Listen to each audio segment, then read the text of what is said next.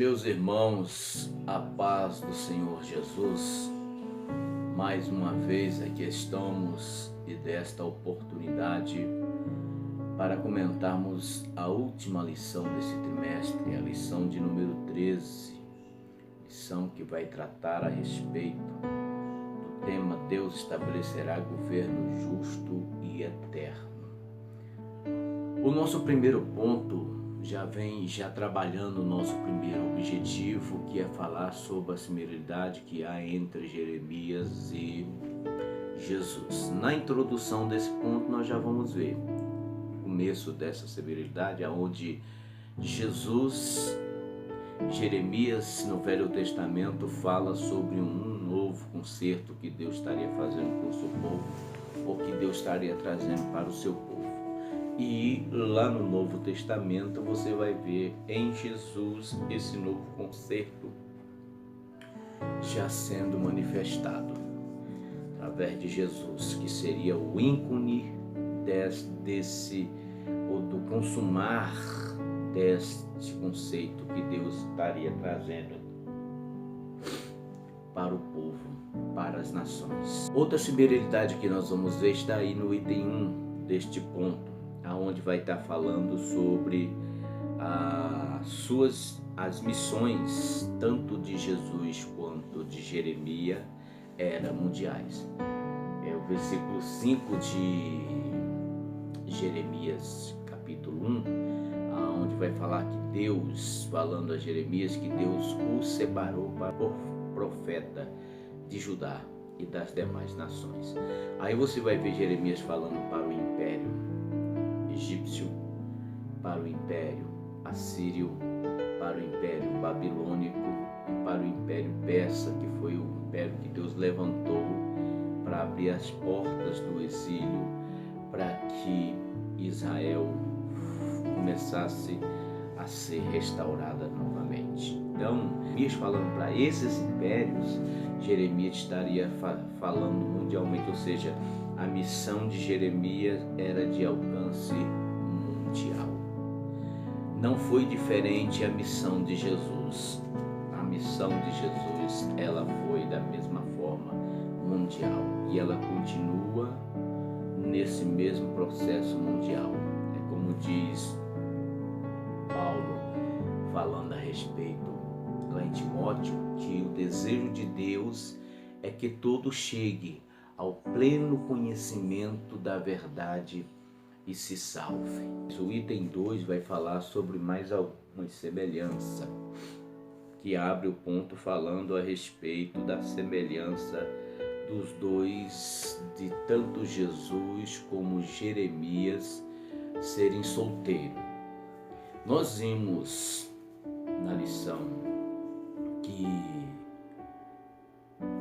passada, bem no começo lá da revista, que o propósito de Jeremias estar solteiro, como o nosso comentarista nos ensinou, era Deus poupando Jeremias de maior sofrimento. E eu ainda tenho uma segunda tese, que pensando como ministro de Deus, pensando nas condições catastróficas daquela época, penso eu que qual é o pai de família que vai querer ver a sua família passar por uma situação daquela? Então, não que a família fosse empecilho ou seja empecilho, mas penso eu que talvez Jeremias não tivesse um desenvolvimento tão bem visto, tão bem desenvolvido como nós analisamos no estudo do livro, se ele tivesse uma família. Está entendendo? Talvez Jeremias não tivesse esse desenvolvimento que precisaria ter.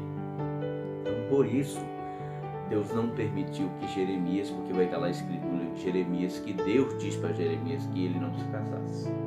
Aí você pode estudar mais afinco para saber a respeito dessa questão. Os sonhos de Jeremias estavam sendo ali trancados por Deus, né? Nós não temos tempo para comentar sobre isso agora. E a questão de Jesus também não ter casado, que Jesus veio a este mundo com uma obra definida pelo Pai. Ele veio para dar a sua vida, para doar a sua vida pela humanidade. Porém, nem todos quiseram, mas todos quanto receberam ou recebem, ele, pelo esse sacrifício salvífico feito na cruz do Calvário, dá o direito de salvação. E é sobre esse concerto é que nós estamos discorrendo nessa lição. Este melhor, como o escritor dos Hebreus, se não me engano, chama, essa melhor aliança, esse melhor concerto. Então é sobre isso que nós estamos discutindo. E Jesus veio a este mundo exatamente com essa definição. E nós vamos ver também nesse segundo item é que tanto Jeremias como Jesus eram homens que sofreram dores, homens que sofreram oposições, sofreram com a rebeldia dos falsos profetas e sofreram muito, mas muito mesmo, a ponto de Jeremias ser conhecido como o profeta chorão. O que não era diferente também de Jesus, que diversas vezes nós vemos a Bíblia relatar a respeito de Jesus chorando sobre Jerusalém e Jesus se movendo de íntima compaixão por algumas situações que ele, como ser humano que estava vivendo naquela época, sentia na sua alma. Então, essas são mais algumas semelhanças que existem entre Jesus, ou que existia entre Jesus e Jeremias. Uma outra que está aqui também, que ela vem de acordo com o item de número 3, é a questão de o profeta não ter honra na sua própria casa. O jargão que se usam por aí é que profeta ele não tem honra na sua própria casa, porque foi o que Jesus disse para ir. Temos que analisar o versículo ao pé da letra. Jesus não disse que o profeta não teria para sempre honra na sua casa, na sua terra, no meio da sua parentela, vamos se colocar assim. A princípio, quando Jesus esteve naquela situação que aquelas pessoas não aceitaram a ele, ele disse que o profeta não tinha honra na sua casa. Mas no decorrer do desenrolar da história bíblica, tanto na situação de Jeremias quanto na situação de Jesus, não foi assim para sempre. Jesus, depois da ressurreição, por muito dos seus concidadãos, passou a ser visto como o Messias, passou a ter a honra do Messias. Tanto é que no meio da sua parentela, a crença foi tão grande concernente a isso, que até dois dos seus irmãos se tornaram apóstolos de Jesus, que é Judas e Tiago, ou meio-irmão, como queiram, Jeremias também, a princípio, como nós já vimos, sofreu oposição, perseguição e tantas outras coisas mais. Mas quando viram as profecias que Jeremias havia profetizado e os demais profetas haviam profetizado, mas principalmente Jeremias, porque estava ali no calor das profecias, eles entenderam que realmente Jeremias era um homem de Deus. Então passou a ser honrado como profeta de Deus. E em toda a história bíblica que você for ler nessa direção, meu querido, não existe isso de que o profeta ele vai viver para sempre sem honra na sua pátria. Não foi isso que Jesus disse. Às vezes, no princípio do nosso ministério, quando Deus começa a desenvolver algo na nossa vida, os da nossa igreja, quem sabe, da nossa parentela, os mais próximos de nós, que conhecem a nossa vida, talvez coloque a mão no queixo e fique, será? Será que é Deus? Às vezes, os púlpitos da igreja não querem honrar obreiros da casa, que tem palavra, que tem conhecimento, que estuda afinco a palavra, porque é mais interessante trazer um pregador de renome do que colocar um pregador do púlpito ali. Talvez o pregador de renome vai trazer muito mais gente para dentro da igreja, e como hoje, infelizmente, eu quero crer que seja na minoria, né? O que interessa é isso, tá entendendo? Então, um pregador de renome aí vai fazer com que a festa, o congresso dele bombe, se torne um dos melhores congressos, e às vezes vem para cima dos púlpitos animadores que pregam, fazem as pessoas pularem, gritarem, darem glória a Deus, aleluia. É beleza, não estou criticando, não estou dizendo que isso é errado, não. Mas eu quero ver o resultado depois que acaba o congresso, quando essas pessoas saem das portas para fora. Que transformação houve? Muitas das vezes, querido, nós nos preocupamos muito com essa questão de trazer lá de fora, sendo que nós temos em casa. Honre os profetas da tua casa, meu querido. Honre, porque para Deus o valor unitário ainda é almas. Todo o trabalho que for feito e desenvolvido na igreja é visando salvação. Esse trabalho que a gente faz aqui pela internet, com os nossos poucos recursos, é visando pessoas, auxílio, porque eu creio que através de uma explicação ou outra que trago em cima da explicação desta revista, alguém que possa estar vivendo dentro de uma situação, ouve uma explicação dessa e ouve o Espírito Santo de Deus falar com ele através de uma palavra dessa e causa transformação. Então, nosso objetivo tem que ser sempre esse: vidas. Então, fechando este ponto, nosso objetivo aqui também, dentro desses itens em que discorri, era tornar conhecido a similaridade ou as similaridades entre Jesus e Jeremias. E creio que a gente conseguiu aí alcançar esse objetivo. Já em seguida nós vamos ver a respeito, já trabalhando aqui o segundo objetivo, identificar as promessas de restauração e renovo, onde nós vamos ver Jeremias sendo levantado por Deus, fazendo um prenúncio do Messias, né? Daquele que seria, como vai dizer aqui, o ramo da casa de Davi, o rei que iria reinar com autoridade e com justiça. Então, nesse segundo ponto, nós vamos tentar trabalhar aí a identificação desse segundo objetivo, trabalhar dentro disso, falando a respeito da identificar as promessas de restauração e de renovo. E no primeiro item aí, como a gente vai ver, o renovo justo, em que o profeta está trazendo aí, é Jesus. Jesus é esta promessa que viria, e tanto para os judeus como para todos quanto o recebessem, ele seria visto, ele seria reconhecido, identificado como a promessa de restauração e de renovação de Deus para a nação de Israel e para as demais nações. Ou seja, querido, Israel estava dentro de um quadro negro.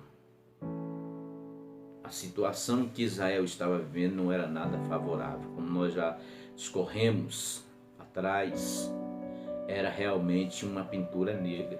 Porém, dentro do cativeiro, assim como Deus usou Jeremias fora, lá dentro do cativeiro também, Deus levantou os seus santos profetas para falar para Israel que eles não iam morrer daquela forma, que Deus levantaria um renovo justo, ou seja, havia uma luz no fundo do túmulo.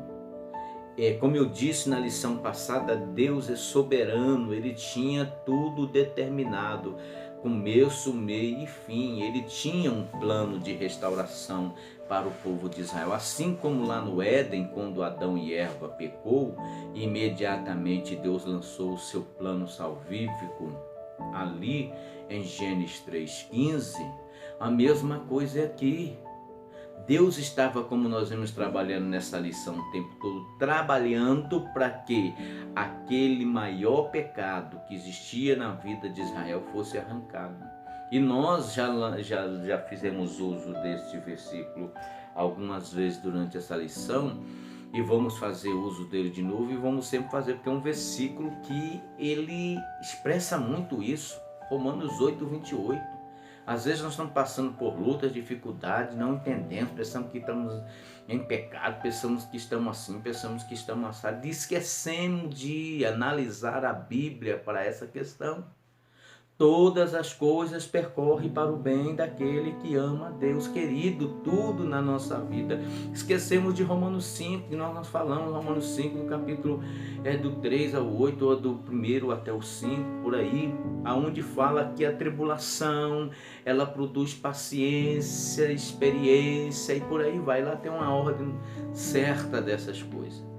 Então as lutas, dificuldades, as problemáticas que aparecem na nossa vida, querido, é para fazer com que nós nos encaixemos conforme Deus quer na engrenagem do reino. Para Israel era a mesma coisa. Israel estava no quadro negro, mas Deus estava dizendo: não vos preocupeis, que vai se levantar do trono de Davi a raiz de Jessé, um renovo justo que vai trazer restauração e renovação para vocês. E como vai dizer no item 2, Cristo é a nossa esperança. É triste dizer o que vou dizer agora, mas infelizmente é verdade. Nós vivemos em uma geração materialista. Nós não buscamos a Deus pelo que Deus representa para nós, mas a nação brasileira, na sua maioria, quando fala de buscar a Deus, você pode botar aí numa rádio evangélica ou mesmo no seu smartphone uma coletânea de música, no seu computador, no seu tablet, ou sei lá onde, e começar a ouvir. Se você botar 10 músicas, 9 vai falar sobre conquista,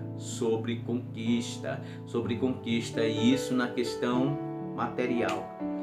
E 2 ou 1 vai falar sobre você buscar a Deus e as coisas que vêm de cima.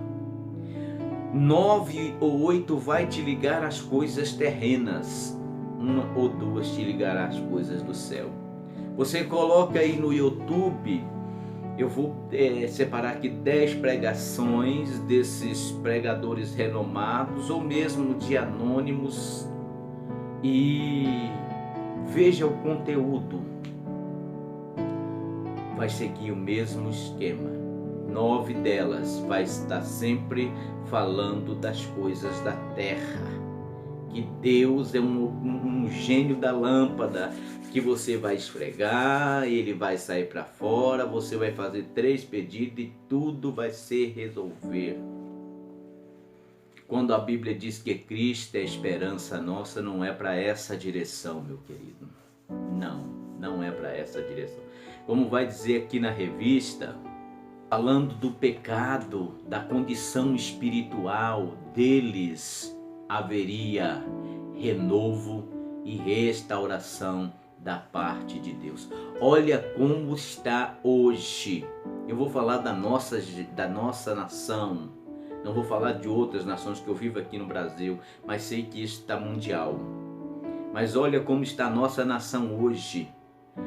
totalmente chafundada no pecado. E quando digo isso, eu não falo isso só daqueles que ainda não aceitaram a Jesus, porque não me alegro, sinceramente, eu não me alegro com a gama de crente em que está sendo dito que tem por aí. Por que eu não me alegro? Porque a conduta que a gente anda observando aí no texto geral da nação, quando se trata de crentes, a ação desses crentes não tem nada a ver com a Bíblia. São tanta inovação. Por que eu fico pensando nos meus 24 anos de crente? Por que o Espírito Santo lá atrás, nos nossos velhos pais, nos pais da igreja, não usou essas inovações para chamar o povo do mundo para Jesus? Aí se escolhe um versículo neutro lá de Coríntios, onde o apóstolo diz que se fez disso para ganhar isso, se fez daquilo para ganhar daquilo, e as pessoas andam se escorando nesses versículos para fazer aberrações no meio da igreja, dizendo que quer ganhar. Meu Deus do céu, eu, na minha simplicidade, no meu pouco conhecimento, eu fico observando aqui do outro lado, dizendo: meu Deus, como é que pode? Então, Cristo é a esperança. Eu não estou dizendo com isso, querido, que nós, servindo a Deus, Deus não abençoe a nossa vida para que a gente viva bem nesta terra, não. Mas não adianta. Nós temos que botar em primeiro o reino de Deus. Isso não quer dizer que você vai vir orando, jejuando, lendo Bíblia e o resto fica para... Não, você tem que aprender a assimilar as duas coisas, não botar uma acima da outra, mas tanto buscando o reino de Deus como tentando buscar uma condição de vivência melhor nessa terra até que o Senhor venha. Mas por mais bem sucedido que você viva nessa terra, e digo isso novamente, questão material, não pense que tu estarás livre de tribulações e aflições, porque Jesus disse que no mundo nós teríamos aflição. Deus, ele não é um gênio da lâmpada, que você vai esfregar, vai aparecer, vai fazer 3 pedidos para ele, pronto, aconteceu. E se fizesse que nós tivéssemos a verdade, a sabedoria de Salomão, de pedir a Deus sabedoria e entendimento para fazer com que o povo dele fosse agregado ao reino. Aí vem então o item 3. Nós vimos aqui que Cristo é o renovo justo, que Cristo é a nossa esperança, e agora Cristo é a certeza da restauração. Quem me conheceu há 24 anos atrás, há 25 anos atrás e me vê hoje, sabe o quanto esse Deus foi bondoso, benevolente, misericordioso para com a minha vida, me restaurando em tudo, desde as minhas necessidades espirituais às minhas necessidades físicas. Em tudo Deus trabalhou. E ainda hoje, querido, depois de 25 anos servindo a Deus, ainda hoje Deus tem restaurado coisas em mim, Deus tem transformado, porque eu sou uma casa em construção, e esta casa ela só estará totalmente perfeita quando Jesus vier, ou seja, num arrebatamento pessoal, quando ele me tirar desse plano terrestre, ou num arrebatamento em massa, quando a igreja será ascendida ao encontro dele nos céus.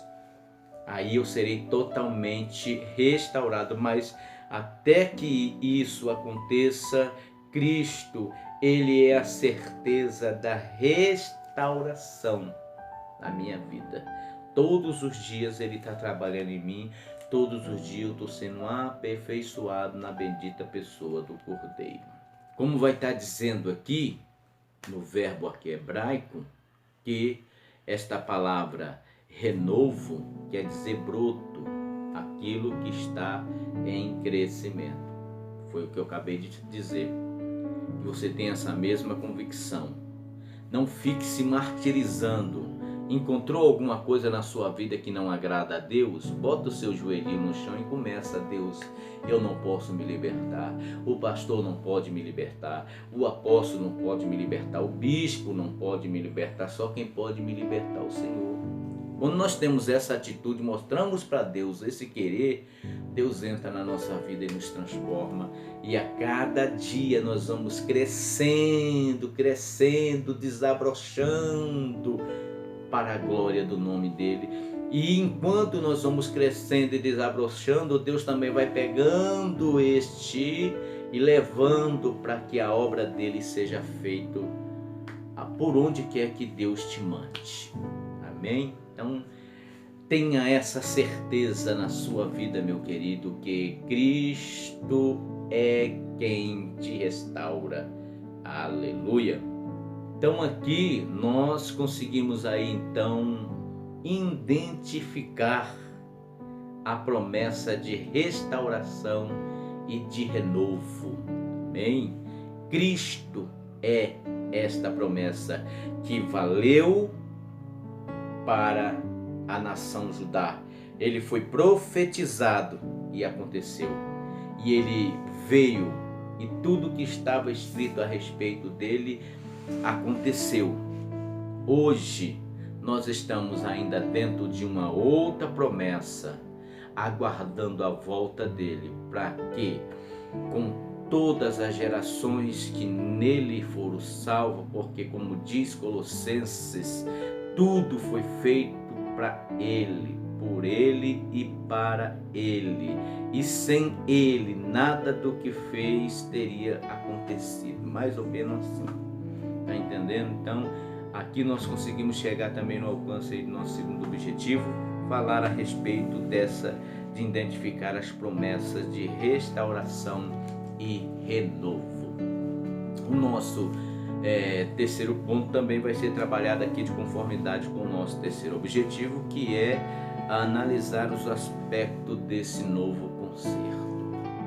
Então, querido, nesse ponto 3, uma promessa, uma promessa de um novo concerto, nós vamos ver que o antigo não estava valendo de nada, porque aquele povo fazia aqueles ritos todos, mas era tudo exterior. Deus não estava conseguindo alcançar o objetivo, porque como nós vamos ver no Novo Testamento, o apóstolo Paulo escrevendo, que a santidade ela tem que nascer espírito, alma e corpo. É de fora, de dentro para fora. Deus esperava que aquele povo rasgasse a sua alma, se abrisse para Deus e dissesse: Deus, esse é o nosso pecado, nós precisamos de ser libertos. Nós não. O povo só achava que eles matando um animalzinho ali acalmava a ira de Deus e continuava praticando a mesma coisa. Não estava havendo transformação. Hoje em dia nós vivemos algo semelhante, porque existe aí um povo preocupado com a questão do exterior, uma questão do que se veste, do que se usa para expressar uma santidade. Só que nós, analisando o concerto de Deus para com a sua igreja, e nós vamos resumir esse terceiro ponto quando nós falamos aqui dessa questão de concerto, de uma promessa de um novo concerto. O primeiro item vai falar aí sobre um concerto superior, o segundo sobre o novo concerto e a interioridade, é o que nós vamos estar falando aqui, e o novo concerto e o mistério de Deus. Então nós vamos resumir aqui esses 3 itens dentro de um ponto só para o vídeo não estender muito, porque vai estar dentro do que nós vamos falar aqui. O que Deus quer, tem muita gente preocupado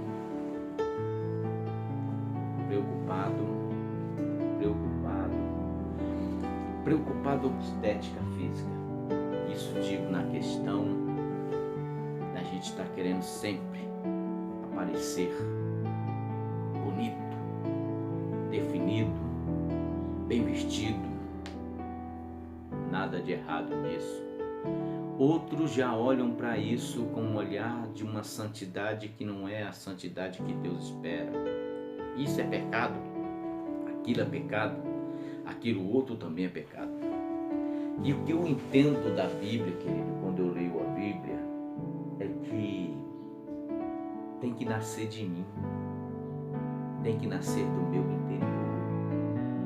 Através de eu estar indo ao templo, me reunir com a igreja para adorar a Deus, entre uma pregação e outra, entre eu chegar na minha casa, pegar a Bíblia, começar a pesquisar, analisar, entre eu ter uma vida de oração, uma vida de jejum, uma vida consagrada a Deus, o Espírito Santo vai falando comigo, eu vou entendendo o Espírito Santo e vai nascendo aqui, no meu coração, o desejo de eu ser a cada dia mais parecido com o reino de Deus. E aí sim, tudo aquilo que está em mim, seja no que eu visto, seja no que eu uso, seja no que eu calço, seja no que eu faço, seja no que eu ajo no meu dia a dia, no meu procedimento diário, tudo aquilo que eu vou identificando, o que o Espírito Santo vai trabalhando no meu ser, eu vou entendendo que eu preciso de ser liberto. E uma coisa que eu entendi nesse novo concerto, no conceito desse novo concerto, e já até falei aqui, não adianta, meu querido, homem não liberta homem. Homem pode ser usado como ferramenta de Deus para lhe dar direção, para lhe mostrar o caminho que você alcança a libertação. Somente Deus, através do seu Santo Espírito, da sua palavra, é que traz libertação, restauração. E este é o conceito desse novo concerto. Não preciso mais de matar animal, não preciso de ir mais a um sacerdote. O sacrifício de Cristo, o sangue derramado na cruz do Calvário, me deu liberdade para mim ir ao Santo dos Santos, direto na presença de Deus e conversar diretamente com o Senhor. Então não precisa de igreja, irmão, não precisa de pastor, precisa. Acabei de dizer, o pastor, o bispo, o apóstolo, esses são, vou dizer como, são colunas de Deus colocado dentro desse novo concerto para dar direção ao reino de Deus. Mas e esses aí, querido, que anda assim atropelando? Problema, querido. Quem anda atropelando e deixando de ser luz que ilumina, ou como vai dizer do profeta João Batista, aquele que vem antes do Senhor endireitando os caminhos, nós somos arautos do rei, nós estamos endireitando caminhos para que você encontre o caminho da santidade que é Deus, e essa santidade lhe cause restauração e transformação de caráter, de alma, de espírito. Agora, se tem alguém usando para uma outra direção, ele vai ver com Deus. É por isso que Jesus já disse na sua palavra que naquele grande dia muitos chegará diante dele e dirá: Senhor, Senhor, em teu nome nós profetizamos, em teu nome nós expulsamos o demônio, papai, pepepé. E Jesus vai dizer: para trás de mim, não vos conheço.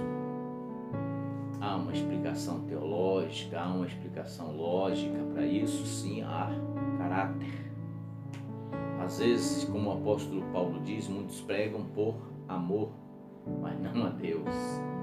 Outros pregam para ser reconhecido como o cara da palavra. Está entendendo? Se o que eu estou fazendo aqui, querido, o sentimento que me move a fazer esse trabalho não é o sentimento de um profeta de Deus, de querer alcançar as almas, de querer ser uma voz de Deus no meio desse deserto, se o meu objetivo aqui é outro, não é o objetivo do reino, anunciar a pregação do reino de Deus, quando eu chegar lá naquele grande dia E olha que lá não está dizendo de ovelhas. Está falando de pessoas que estavam pregando, expulsando os demônios. Ou seja, alguém que estava envolvido com a obra de Deus. Então, meu querido, não se perca nisso. O conselho que deixo para fechar esta lição é: ore, jejune e leia, estude, medite, reflita. Vá lá no baú chamado Bíblia e de folha a folha vá descobrindo os tesouros que Deus tem para mim, para você. E acima de tudo isso, vigie. Porque não adianta você pesquisar, não adianta você orar, não adianta você jejuar, não adianta você ir à igreja, viver em adoração a Deus, se na hora que você precisa vigiar, você não vigia. Aí tudo é em vão. Lembre-se, o novo concerto, ele traz isso para nós. A liberdade de nós não precisarmos mais de sacrifício, porque o sacrifício já foi feito por nós na cruz do Calvário. Hoje nós temos a liberdade de ir direto ao Santo dos Santos. Sei que isso aqui, querido, é uma palavra que só cada ponto desse nós poderíamos fazer no mínimo aí para trazer uma palavra assim superficial, um vídeo de 1 horazinha. Então é um comentário muito superficial sobre um assunto que é muito profundo, e eu te convido a gastar tempo analisando, pesquisando a respeito desse novo conceito. Bom, que Deus em Cristo te abençoe. Eu agradeço aqui a oportunidade. Não deixe de dar o seu joinha aí, de se inscrever no canal, apertar o sinozinho aí para você estar recebendo aí os nossos vídeos de antemão, assim que eu posto ele, tá? Eu quero aqui agradecer aos novos inscritos, agradecido a Deus, porque o canal tem tido, dentro da perspectiva, um crescimento moderado, né? E a cada semana novas pessoas têm se agregado a esse canal, e eu estou feliz porque tenho recebido aí comentários de bênção, pessoas dizendo que os comentários têm abençoado a vida deles. Então isso muito me alegra. Que Deus em Cristo possa a cada dia mais nos usar como ferramenta nas suas mãos, como temos feito também em todos os últimos comentários que temos feito aí da revista. Temos pedido para os irmãos, se tiver alguma coisa que precisa ser melhorada, pode deixar o seu comentário aí, querido. Nós temos a humildade suficiente para entendermos que nós estamos em um processo de aprendizado, e todo aconselhamento que vier para nós é bênção.